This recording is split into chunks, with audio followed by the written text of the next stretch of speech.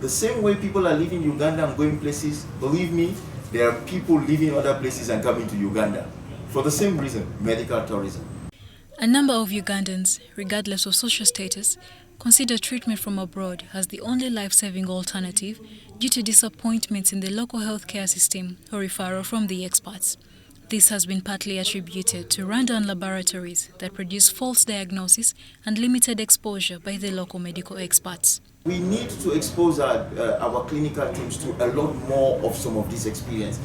We need to have a budget line that allows for our clinical team to be able to have proper exchange visits with some of these places where we're doing our medical tourism too.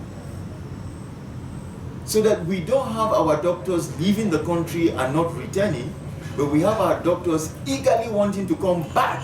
Scientists have now embarked on strengthening capacity building of the local healthcare personnel to curtail the high number of medical transits. When we look at the laboratories that we have actually assisted through the Ministry of Health, implement very strong quality management systems, gotten accreditation to the ISO 15189. When we look at those, we can also see that the levels of referrals to these facilities has increased. What does that mean?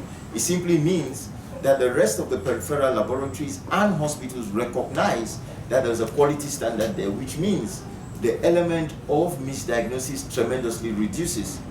In a related development, a global healthcare public foundation has unveiled a new logo that will see lives of vulnerable people in the country improved.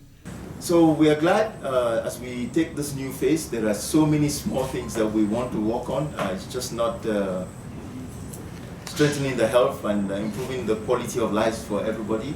And improving the quality of life is really very small things. It's from something as small as good medical results to proper nutrition, to proper well-being. If you remember, SDG 3 is about good health and well-being. It should be noted that a global healthcare public foundation has had a presence in over 15 countries on 3 continents in the last 17 years and is globally recognized as a leader in laboratory system strengthening.